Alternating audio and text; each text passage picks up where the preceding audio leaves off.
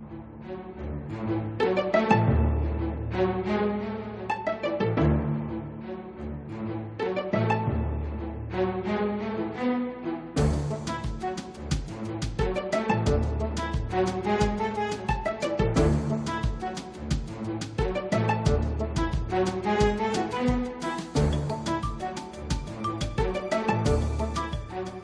and welcome to Cleveland Classic Cinema.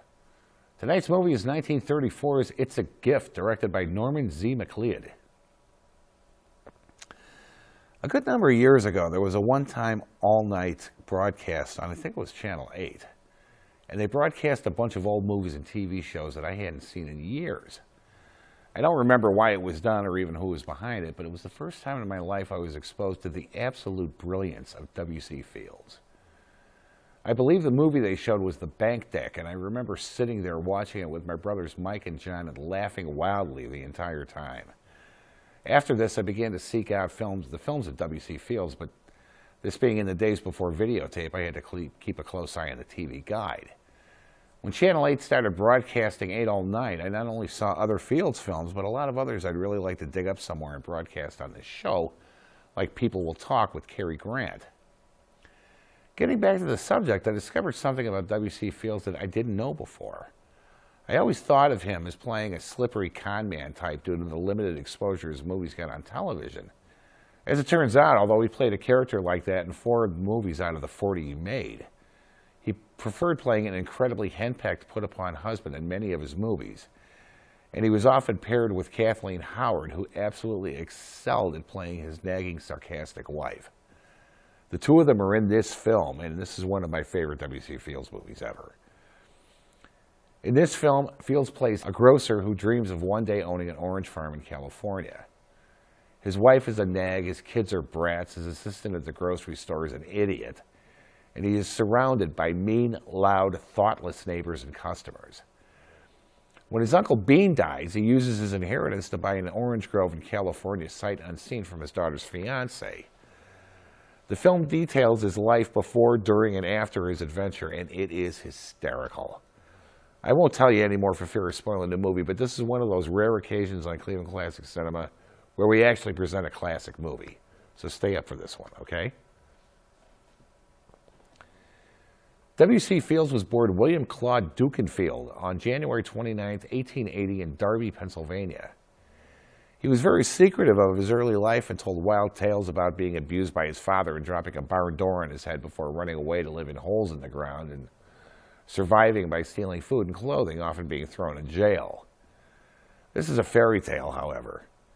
He discovered an interest in juggling as a boy and became an incredibly skilled juggler as well as an expert pool player. He spent his days sitting next to his mother, who unfortunately for her had a marked resemblance to her son, on the front porch of their house, listening to her to greet neighbors and then muttering insults out of the side of her mouth as they passed. Fields ended up making this a big part of his acting persona, as you'll see in this movie. When he left home, he didn't run away. His entire family saw him off at the train station, and they all cried and hugged when he left. He entered vaudeville as a juggler and had an amazing act, not only showing off his juggling skills, but also working his pool expertise into the act as well. His costume was that of a gentleman tramp wearing a shabby top hat and tuxedo. He worked as a silent comedian for a number of years, thinking that if he kept silent, it would be easier for him to play internationally. Once, while doing his act, a girl wearing a riding habit, who was the eye candy in the act, stepped on stage but forgot a prop. She quickly ducked back off stage to get it, then came back out, snapped her fingers in frustration, and darted off stage again. Annoyed, Fields said out of the side of his mouth, "She must have forgotten her horse," and the audience howled with laughter. After this, he added patter to his act and became a comedian as well. In 1900, he married a chorus girl he met on the road, Harriet Hattie Hughes, who became part of his act. When she became pregnant, he sent her home to her parents, feeling that the road wasn't a place for a pregnant woman. His son, William Claude Fields, Jr., was born on July 28, 1904. Although an avowed atheist, he consented to Hattie's wish for his son to being baptized. Hattie began pressing him to leave show business to get respectable work, but Fields refused. This led to their estrangement, and they separated in 1907. He kept up a correspondence with her and voluntarily paid child support. He had another son, William Rexford Fields Morris, with a girlfriend, Bessie Poole, whom he met while appearing in the Ziegfeld Follies. She was killed in a bar fight a few years after giving birth to her son, and he was given over to foster care, where he picked up the name Morris. Fields also supported his second son voluntarily. He appeared in the Ziegfeld Follies for 6 years and went on to a stage career as an actor, appearing in the Broadway musical Poppy, which led to his being cast in the movie version by D.W. Griffith. His first short was 1915's Pool Sharks, and in 1925 he moved to Paramount, appearing in W.D. Griffith's 1925 film Sally of the Sawdust, wearing a phony brush mustache. After that, he started in 1926's The Old Army Game, the first movie he wrote as well as acted in, and alternated making shorts and features. After this, he went to work for producer-director Max Sennett and continued making shorts of his vaudeville skits, including 1930's The Golf Specialist, 1932's The Dentist, and 1933's The Fatal Glass of Beer and The Pharmacist. He also starred in 1932's $1 Million Legs, a movie I would absolutely kill to get on this show. I only saw it once, and it was one of the funniest, most insane movies I ever saw. While at Paramount, he met producer William LeBaron, who ended up producing the rest of his movies from that point on. Fields trusted LeBaron, feeling he was the only producer he ever worked with who understood his style of comedy. He often drove his actors crazy, ad-libbing during his performances and insisting on inserting his old vaudeville acts into the movies. This is a good thing, since his movies are the only places you can see his amazing pool and juggling acts.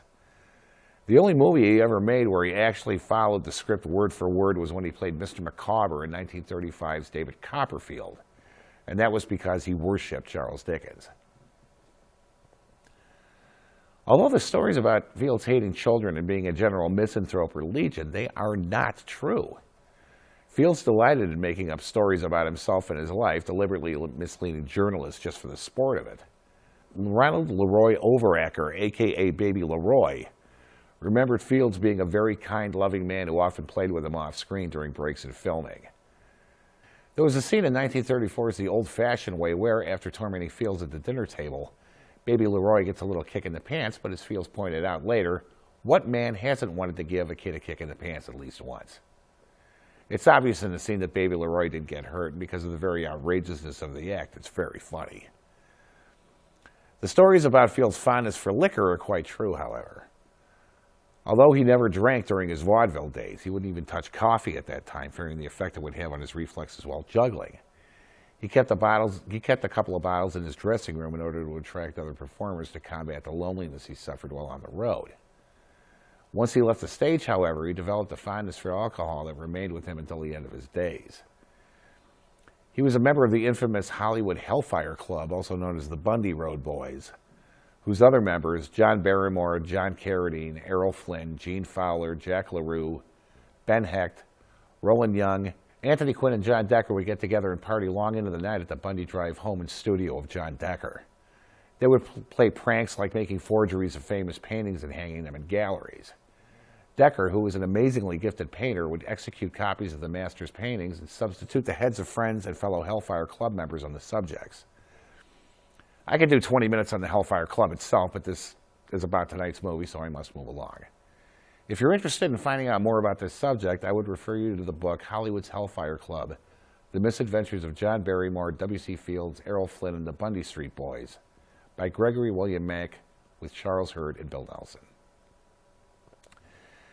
After being struck with delirium tremens and spending a bit of time in a sanitarium, which today is euphemistically called rehab, Fields returned to the public eye via radio, appearing on Edgar Bergen and Charlie McCarthy's radio show, wherein he had a famous running feud with the ventriloquist dummy. Paramount dropped his contract when he went into rehab, and after Fields regained his popularity via the radio, Universal took him on. He did 4 features with Universal, who dropped him after 1941's Never Give a Sucker an Even Break. He made cameo appearances in a number of films after that, eventually retiring and reconciling with Hattie, his estranged wife, and lived out his life happily playing with his grandchildren. After being hospitalized for an alcohol-related stomach hemorrhage, his good friend, writer Gene Fowler, went to visit him and found him reading a Bible. Fowler, shocked that Fields was reading the good book, said, "Bill, what the hell are you doing reading a Bible?" Fields looked over at him and replied, "Looking for loopholes." He slipped into a coma soon after that, and on Christmas Day, 1946, he awoke, smiled at his nurse, put a finger to his lips, and died. He was 66 years old. Kathleen Howard was born on July 27, 1884 in Clifton, Ontario, Canada. Unfortunately, there's not a lot of biographical information about her available, but she's so good in this movie I had to say something about her here, so here goes. Raised in Buffalo, New York, she became an opera singer and created the role of Zita in Puccini's Gianni Schicchi at the Metropolitan Opera in 1918. She moved into acting while continuing her opera career and is best remembered for her roles as the wife in this movie and another W.C. Fields film, The Man on the Flying Trapeze. I didn't know much about her before I wrote this intro, but I figured she had to be at least a stage actress, judging from her diction. She's a wonderful actress, and her performance in this movie is excellent, and hearing her snap at Fields never fails to make me laugh out loud.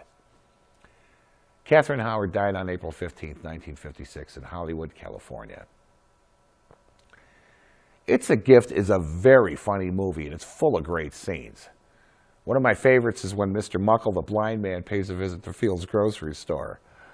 But there's much more to it than that, just that. I mean, all of the characters, the supporting characters included, are brilliant.